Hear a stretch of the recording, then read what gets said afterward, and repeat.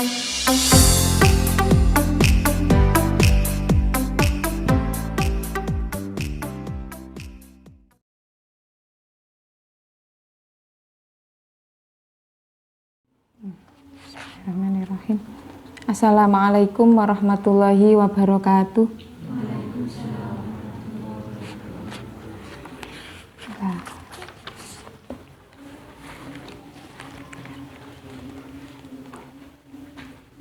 Al-Fatihah.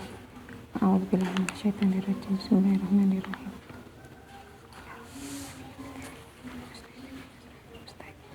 Shiratal ladzina an'amta.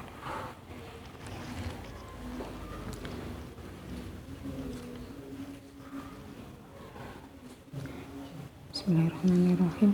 Rabbi shrah li sadri wa yassir li amri wahlul 'uqdatam min lisani yafqahu qawli wala haula wala quwata illa billahil aliyil azim. Bismillahirrahmanirrahim. Bismillahi kelawan nyebut asmane Gusti Allah.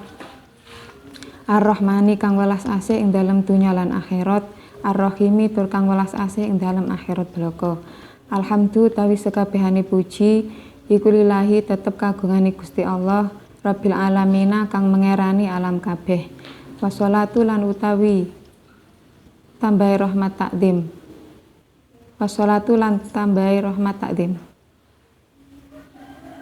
Wassalamu lan rupa keselamatan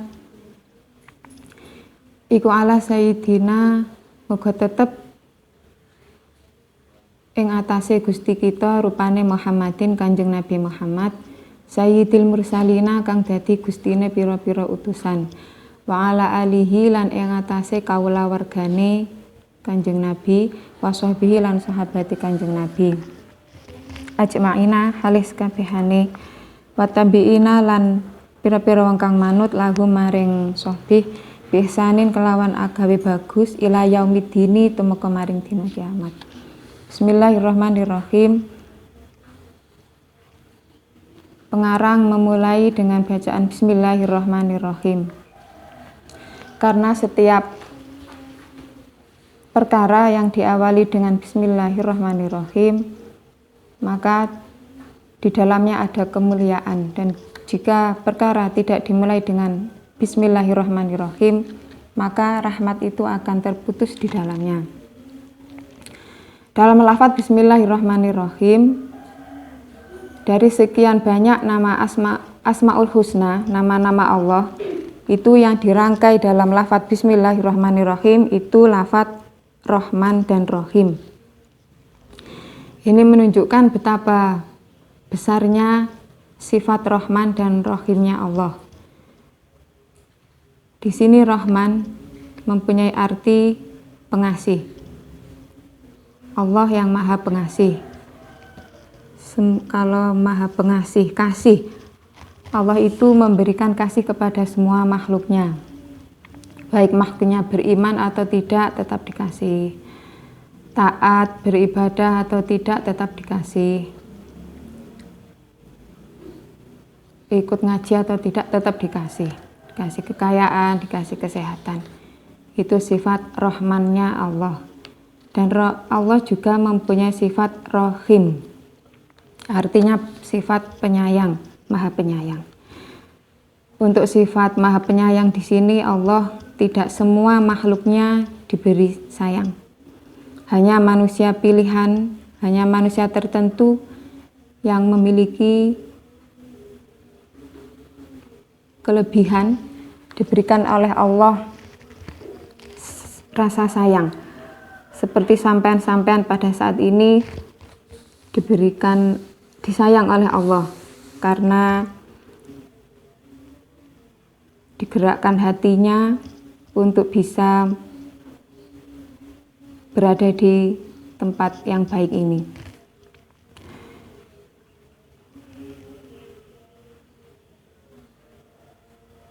Karena orang yang mencari ilmu, dikatakan orang yang mencari ilmu salah satu keutamaannya adalah dosa-dosanya diampuni oleh Allah, dan di atas tempat ini dinaungi 700 malaikat yang ikut mendoakan para pencari ilmu agar dosanya diampuni oleh Allah.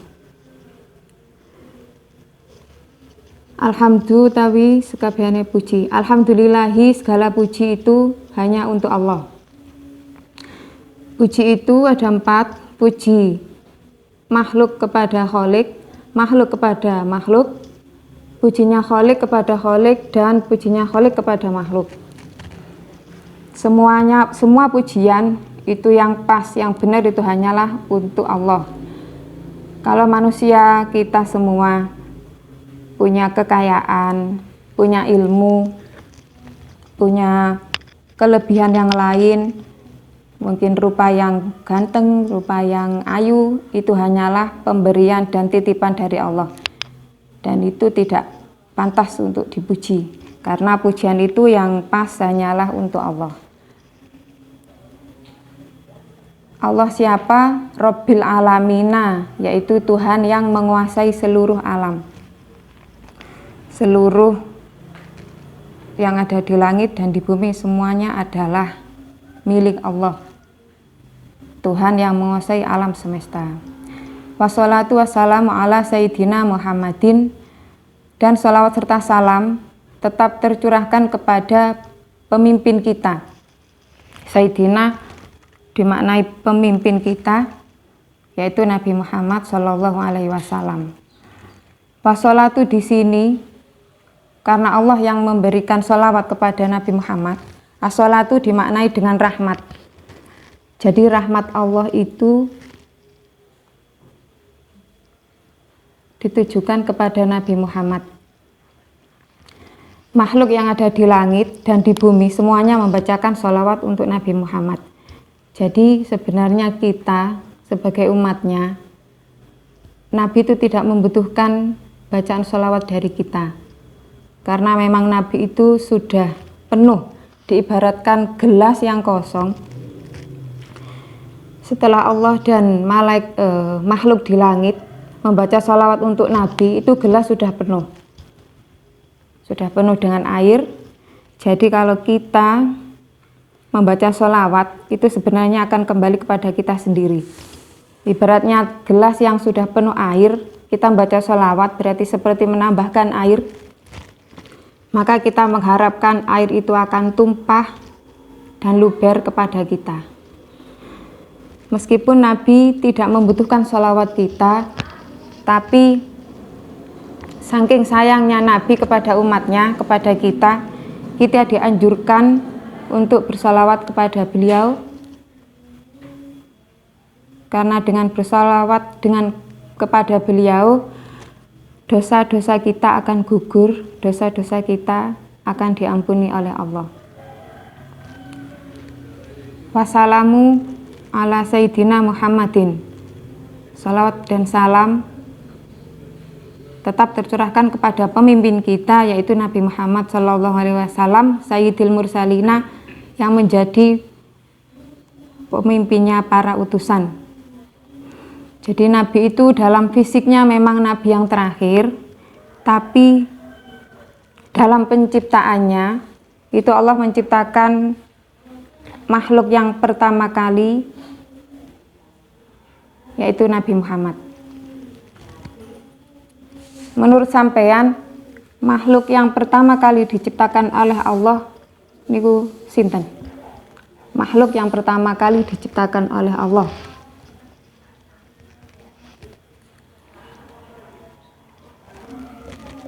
Nabi Adam. Sedangkan manusia itu urutan yang terakhir diciptakan oleh Allah. Yang diciptakan oleh Allah yang pertama adalah bumi beserta isinya, di alam semesta, langit dan bumi. Tapi sebelum bumi dan isinya Nabi Adam diciptakan, nurnya Nabi Muhammad sudah ada di arsy-nya Allah. Cara sakniki nggih benernya sampun, bannernya sudah ada di arsy-nya Allah. Di langit sudah ada arsy-nya Allah dengan tulisan La ilaha illallah Muhammadur Rasulullah. Makanya pernah diceritakan ketika Allah menciptakan Nabi Adam. Nabi Adam itu diciptakan setelah sempurna, ada kaki, ada tangan, dengan semua anggota yang lengkap, Nabi Adam belum bisa bergerak, belum bisa bernafas. Setelah oleh Allah ditiupkan ruh sehingga Nabi Adam bisa bergerak, menggerakkan tangannya, menggerakkan kaki, bernafas. Kemudian Nabi Adam itu duduk sembari membersihkan debu di dalam debu di tubuhnya, karena memang lama belum ada ruhnya, jadi dalam keadaan kotor. Kemudian dibersihkan debunya. Ketika membuka mata itu kaget, karena ketika membuka mata di arsy-Nya Allah itu ada tulisan La ilaha illallah Muhammadur Rasulullah. Akhirnya Nabi Adam bertanya, Man huwa Muhammad ya Allah? Ya Rabbi, man huwa Muhammad? Siapa Muhammad itu? Kemudian Allah menjelaskan, Allah dawuh, Muhammad adalah seseorang yang membuat saya menciptakan kamu Adam.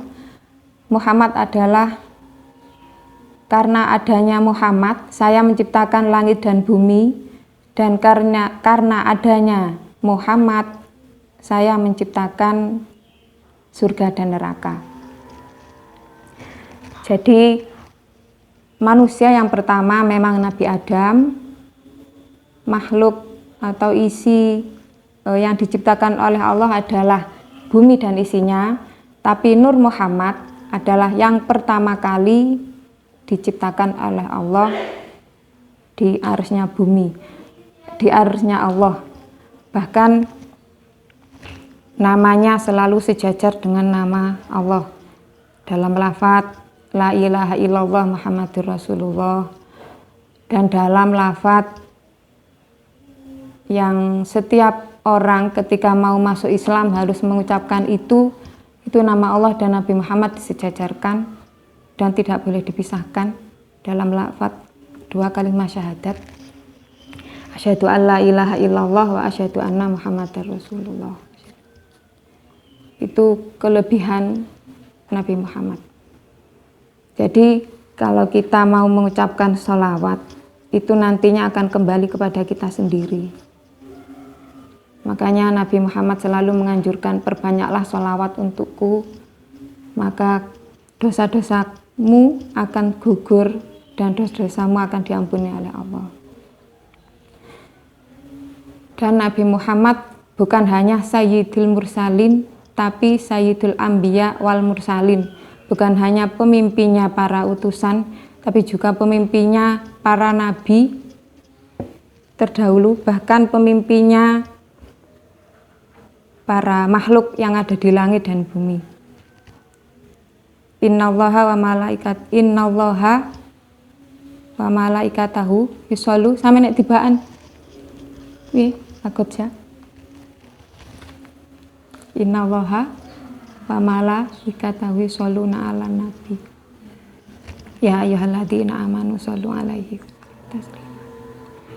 Jadi yang membacakan salawat untuk Nabi Muhammad itu bukan hanya kita, tapi Allah beserta makhluk yang ada di langit dan di bumi. Jadi kita jika mau membacakan salawat itu akan kembali kepada kita sendiri. Wa ala alihi, dan salawat rahmat dan salam, salawat dan salam akan kembali kepada keluarganya Nabi, wasahbihi dan sahabatnya Nabi.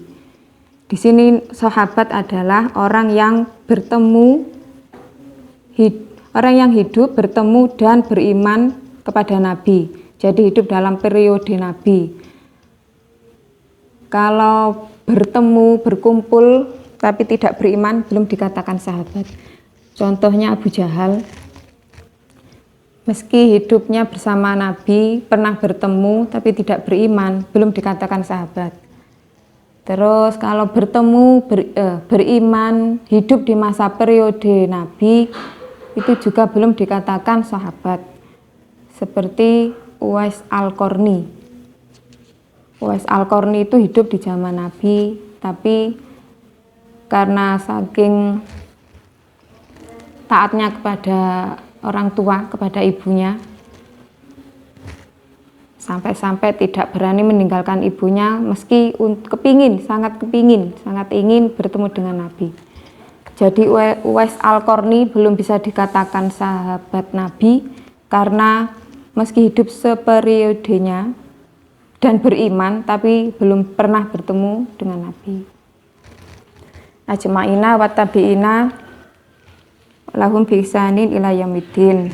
Berarti Uwais Al-Qarni itu termasuk tabi'in, orang yang mengikuti Nabi. Ama ba'du anapun ing dalem sakwise maca bismillah, hamdalah, sholawat lan salam. Fahadha mangko utawi iki perkara kang hadir ing dalem atine Kyai Musonef muhtasarun iku muhtasarun kitab kang cilik kang ringkes fi usulidin ing dalem usuluddin wa jumlatin lan jumlah min furuihi saking pira-pira pange agama ala madhabil Imam Syafi'i radhiyallahu an ing atase madhab Imam Syafi'i radhiyallahu an. Samaituhu ngarani sapa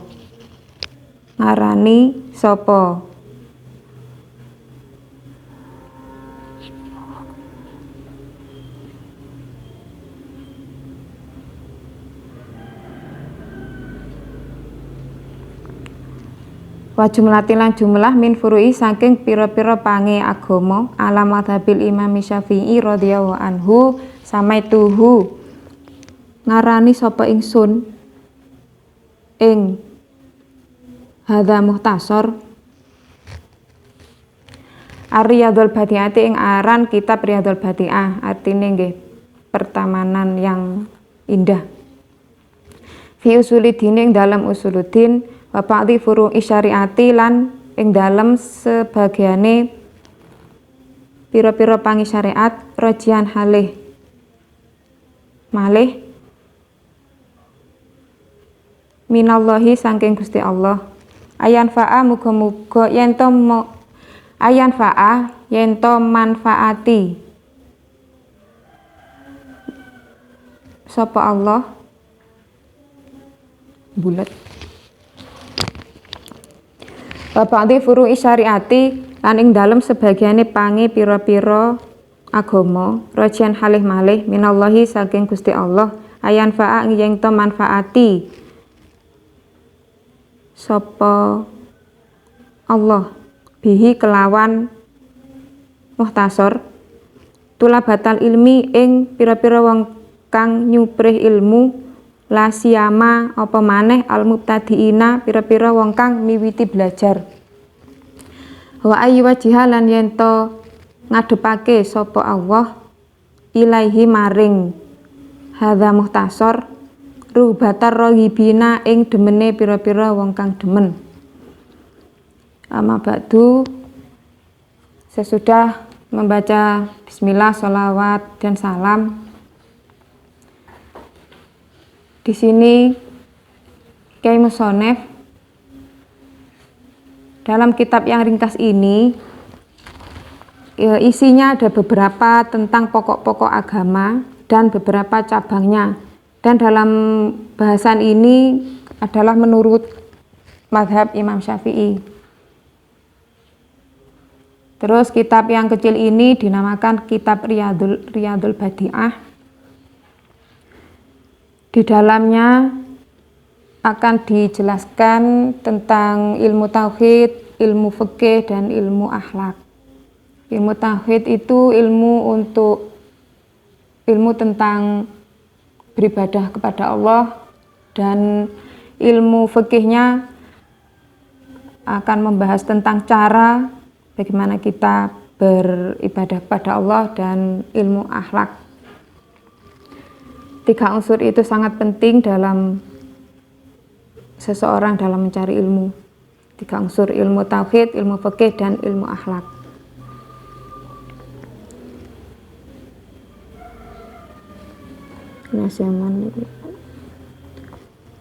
Iklam ngertiya sapa sira anahu, langsung nggih, iklam ngertiya sapa sira anahu ing setune kelakuan yajibu wajib iku yajibu wajib ala kulli syahsin ing atase saben-saben awa-awaan minal mukallafina saking pira-pira wong mukallaf.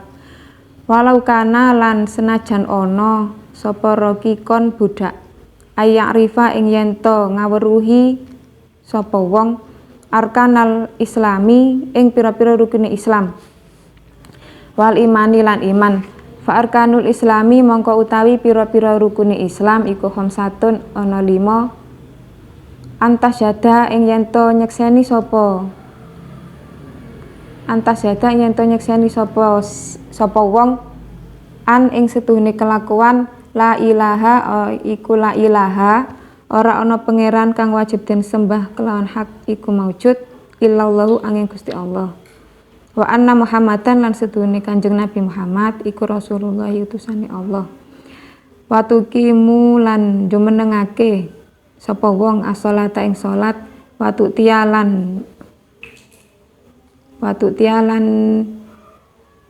nekani sapa wong az-zakata ing zakat wa tasuma lan poso sapa wong Ramadhana ing bulan Ramadan wa tuhijja lan haji sapa wong al-baita ing Baitullah inistatu lamun kuwasa sapa wong ilahi maring hijul bait apane sabilan dalane. Pun I'lam anahu ketahuilah bahwa mencari ilmu itu wajib untuk kullu syahsin kepada semua individu, semua diri minal mukallafina dari orang-orang yang mukallaf. Jadi menuntut ilmu itu wajib bagi setiap orang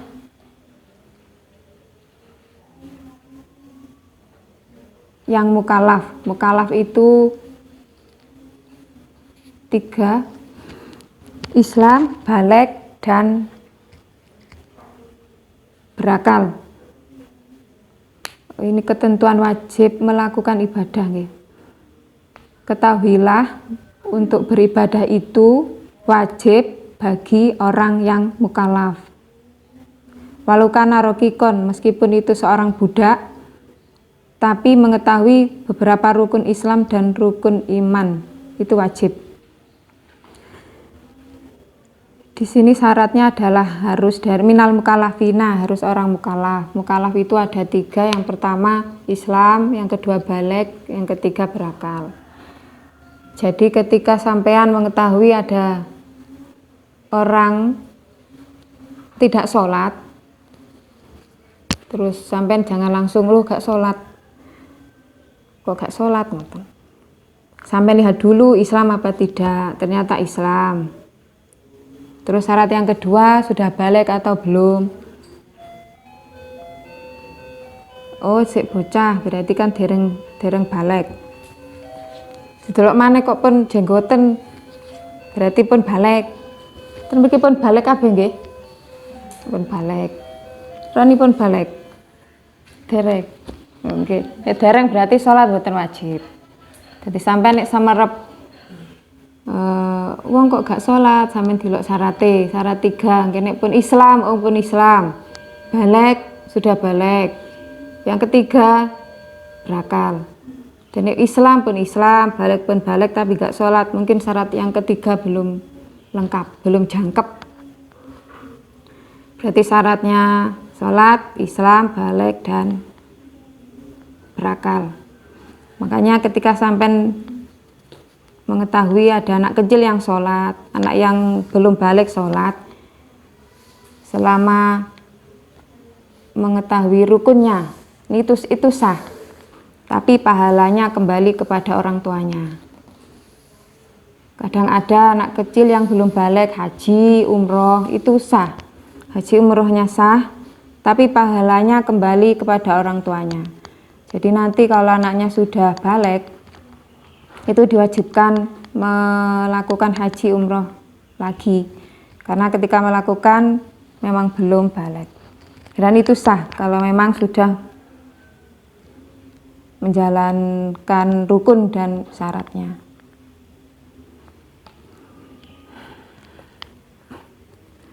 Fa arkanul islami khamsatun. Rukunnya Islam itu ada 5, sampean pun hafal. Bahkan anak PAUD pun hafal nggih, rukun Islam ada 5. Tapi ini yang diinginkan pengarang kitab bukan hanya menghafalkan saja, tapi memahami dan mempraktekannya. Yang pertama antasyhadu Allah, antasyhada. Membaca syahadatain, 2 syahadat. Karena ketika orang akan masuk Islam, membaca syahadatnya hanya 1 itu tidak sah. Masuk Islamnya tidak sah. Jadi harus 2 kalimat syahadat. Asyhadu alla ilaha illallah wa asyhadu anna Muhammadar Rasulullah. Jika hanya 1 syahadat, Islamnya tidak sah. Itu tadi hubungannya dengan sholawat kepada Nabi yang namanya sudah disejajarkan oleh Allah dengan nama Allah. Jadi ketika setiap orang mau masuk Islam itu harus mengucapkan 2 kalimat syahadat. Wa tuqimas sholata wa tu'taz zakata. Insyaallah dibahas pertemuan selanjutnya. Semoga pertemuan kali ini bisa membawa barokah. Al-Fatihah.